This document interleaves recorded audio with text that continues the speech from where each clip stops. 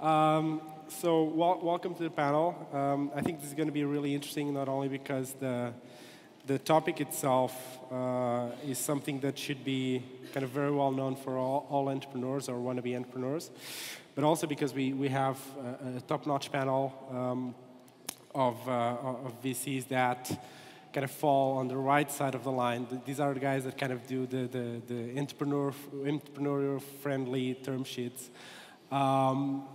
So we have with us Tom Wilson from Seedcamp, Felix Peterson from Faber, and Vincent Jacobs from Kima Ventures. Before going into the actual topic, I would just like to ask you to just talk a little bit about your firms and what's your investment strategy, just really quickly. Felix. Hi.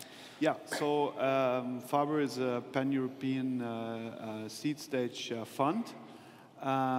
We are, so far we've invested mostly in the UK, in Germany, and of course in Portugal. We're based here in Lisbon.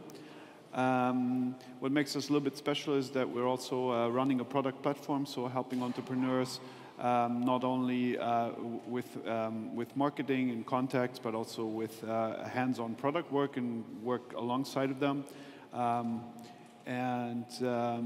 Also, before my life at Faber, I've been an entrepreneur, so I've been on both sides, basically negotiating term sheets. So you could say I've negotiated against myself many times. So I'm happy to add to this panel.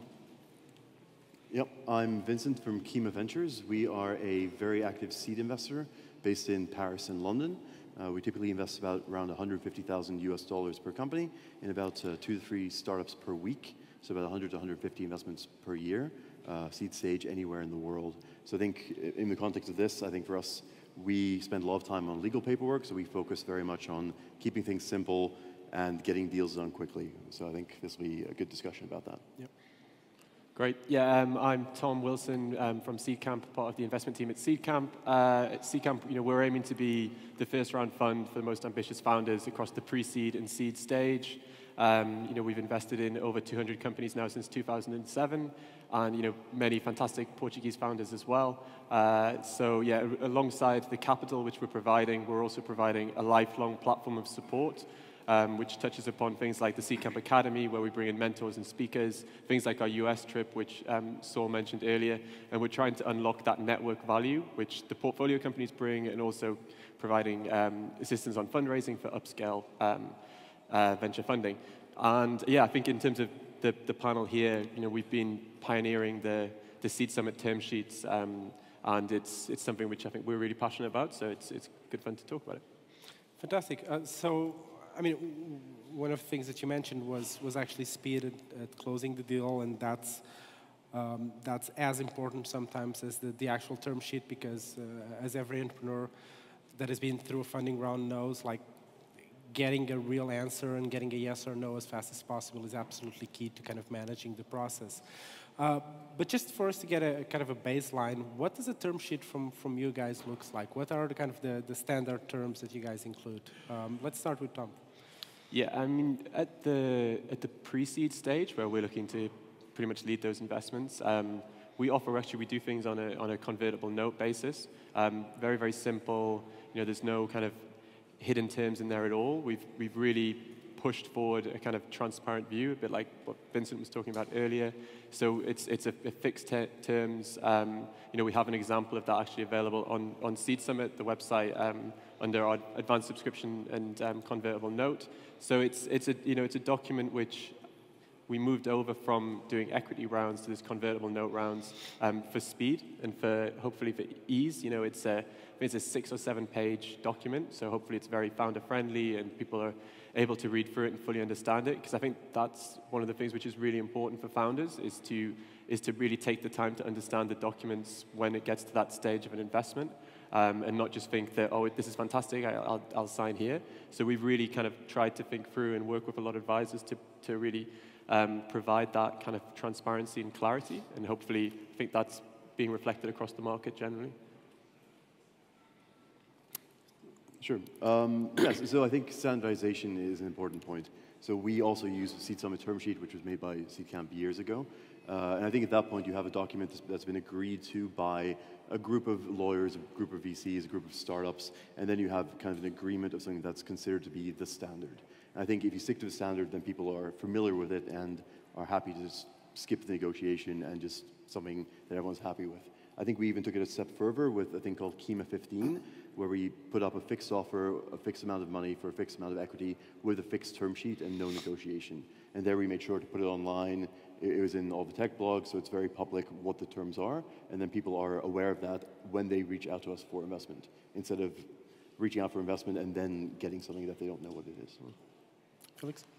Well, I think, I mean, we do both early stage deals on a convertible note basis or on an equity basis.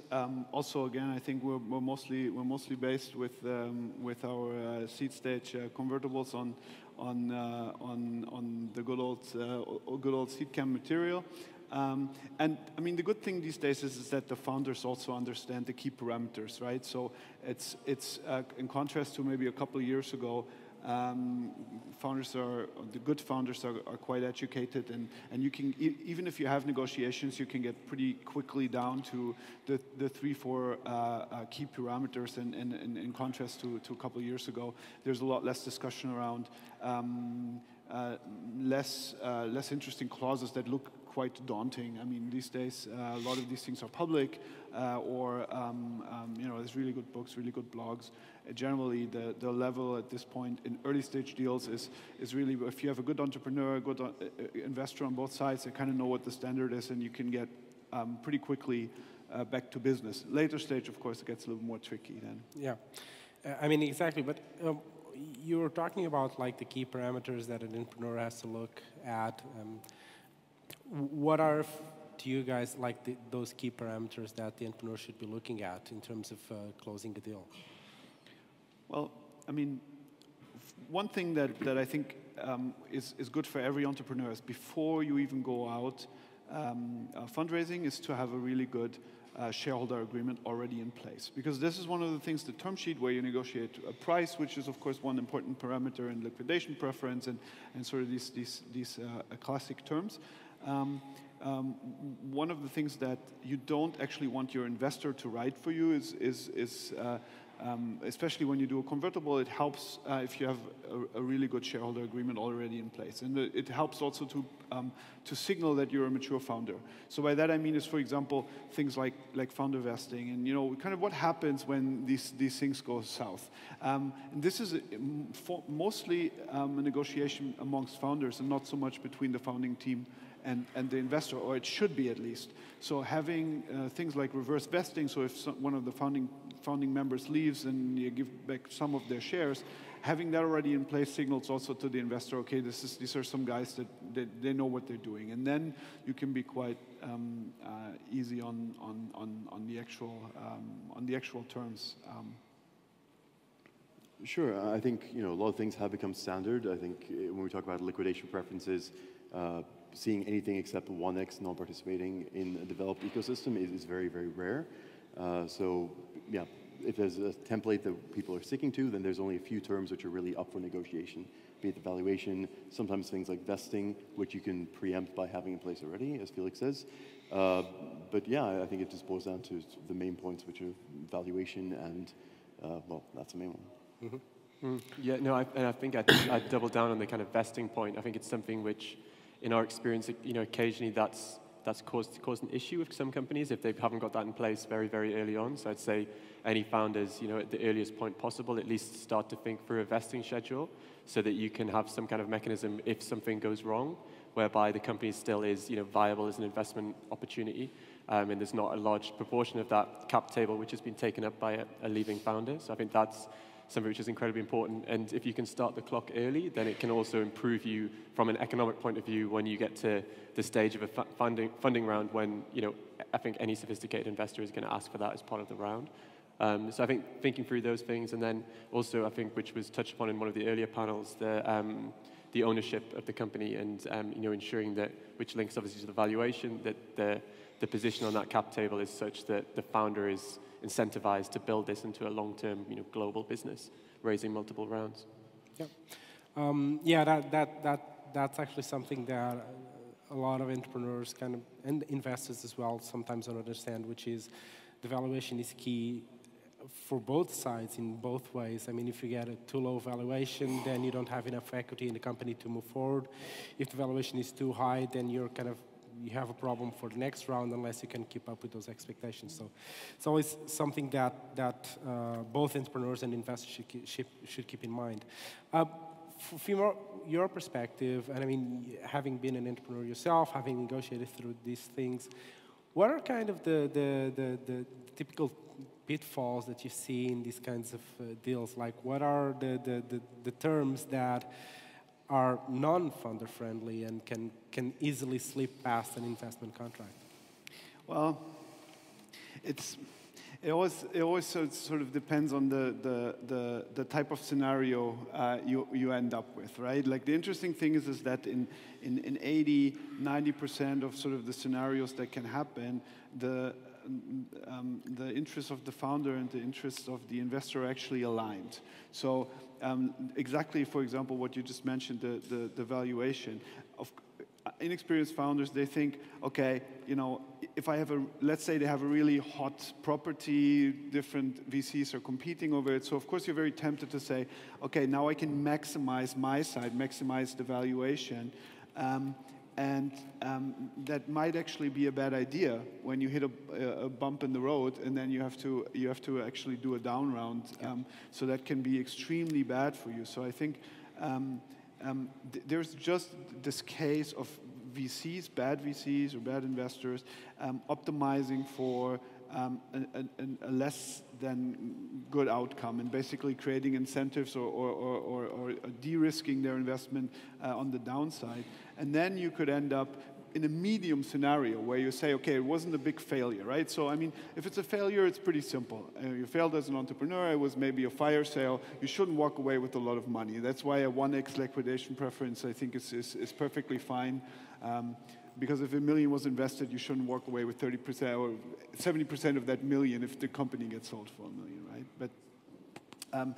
But if you can have, if you have more, for example, than 1x liquidation preferences, or you have really brutal clauses in terms of a down round, there could be the scenario where in a medium scenario, and that's actually true for a lot of startups, to be honest, that you as a founder maybe walk away with very little, and the investors actually make maybe a 2x or something. That shouldn't be fair. But then, of course, we all should be optimizing for the really good case, and there the interests are aligned to a great extent. The only thing that you can do is, if it goes really well, is overshoot and actually. Because every round is a promise on sort of the value you're creating in the future. So it's not based on what you've did in the past, it's based on what you're going to do with the money that you promised you were going to do. So if that takes a little longer, it's a little bit more complicated, high valuation, you can actually hurt yourself. So it's not so much just the investors trying to shove unfavorable terms in your face. There's also founders hurting themselves with sort of overambitious, and seeing the valuation on TechCrunch is maybe a little tempting, and then they overshoot. Vincent? Sure. One thing I want to touch upon as well is control provisions in terms of the investors having too much of a hold on the company. I think especially at seed stage where the three of us invest, you want to invest in the founder. You want the founder to be able to be flexible, change direction of the company when they need to, and just take decisions that need to be taken. What I see very often with early stage startups, particularly outside of London, outside of San Francisco, is that the investors have too much control. You end up with 20 angels on the cap table who each need to sign a piece of paper in order to do something small, like fire an employee or issue new shares. And I think there is a place for control provisions where the majority of the investors have to sign off on something, but it often goes too far, especially when you have a lot of individual angels on the cap table who all need to approve a certain transaction that the company really should be doing today and not in 4 weeks' time. In France, for example, where we invest a lot, for a lot of small things, they have to call a meeting of the shareholders, and then they have to call it 2 weeks in advance, and it just all adds up. And as a startup, you want to be able to act quickly and do things as fast as possible. Tom? Yeah, no, I couldn't agree more. I think kind of ensuring that there's something in place where the correct corporate governance is there and it's kind of adhered to, but it's also practical and dynamic and able to kind of like react to what is, a very, very fast-moving company. And I think that's sometimes the issue which comes about when perhaps people who aren't as familiar with that stage of investing invest. And we've definitely seen that kind of come about, and it can cause real issues because it can just stifle off that creativity and that kind of like spark, which is so important for early stage companies. Equally, I think sometimes when there are provisions in place whereby maybe investments are tranched and there's certain milestones to be reached, can be maybe best avoided if possible, just because there's certain situations where that might make sense, but there can be a bit of a misalignment of interest there in terms of what is a milestone at the outset and then what becomes one further on down the line. And the whole idea with anything, I think, in a legal process is just trying to create certainty so that, that can be, it's a very, very important part of a funding journey and of the company's life. But you want to, draw a line under it and have very, very clear where you stand at the point when the round closes. You don't want anything which is hanging over the company at that point. I mean, excuse me. We already kind of touched on that in terms of these kind of terms affecting your ability to raise the next round and Series A, Series B, and all that. But can you think of actual examples that you know of companies that kind of compromised their next round because they kind of screwed up on their term sheet for the previous round? And also whether you see things like European funding that have kind of close ties with geographies and all that, and the companies have to be incorporated here and there, and whether that can affect their ability to actually scale. Vincent, let's... Yeah, I think an important point is that anything can be corrected. Even if the cap table is structured badly, even if you have bad terms, even if you're incorporated in a bad geography, that can all be corrected. It just requires effort from the investor. They have to be willing to do that. And anything that stops things being simple is obviously going to discourage them from doing so. Particular terms, I think ownership is a big one, but that tends to be corrected at Series A, Series B stage, creating a new option pool, giving more to the founders.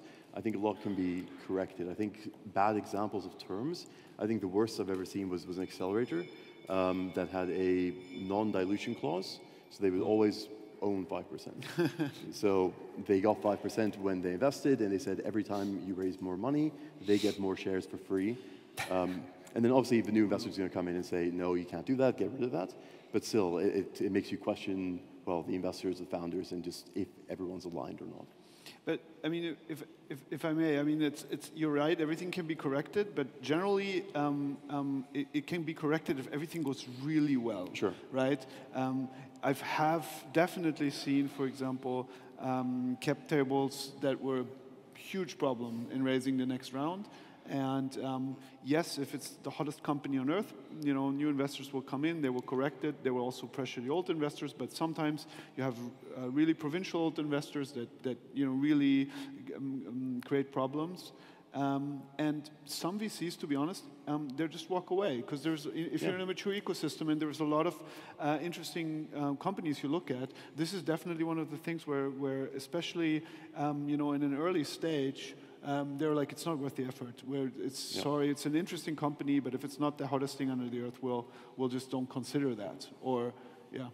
So that's, I think, that's one of the things that you need to be really mindful of. Because what I said earlier, the normal case is somewhere in the middle, right? And you can still build a cool company, especially if it's your first. You can have a nice exit. You can have a nice track record. You can, and I've seen companies that could have done that, basically stumbling over bad terms. So it is important. Yes, it can be corrected, but it requires. Yeah, and we've walked away from deals based on just complexity or something we didn't like, because it wasn't worth our time to try and fix it. Tom? Yeah, I mean, I think just to add, I think it's definitely prevention is better than the cure when it comes to cap tables and the likes. The further it goes down the line, it's going to cost more money, it's going to take more time, and you just want to always have, you don't want to have that holding you back. So I think at the earliest stages, things are much more fixable and are usually cheaper and quicker and more efficient to do. So I would definitely recommend facing any issues head on before they come up as part of a diligence process or the closing of a round, because you don't want to reduce an optionality around an investor who's interested for something as kind of potentially trivial as the cap table. So I think it's definitely prevention is better than the cure, if possible. Yeah. Thank you very much. Thank you for your time. I don't know if you were awesome or not, but I'm making you awesome right now with the timing. Thank you very much. Thank you so much. Okay.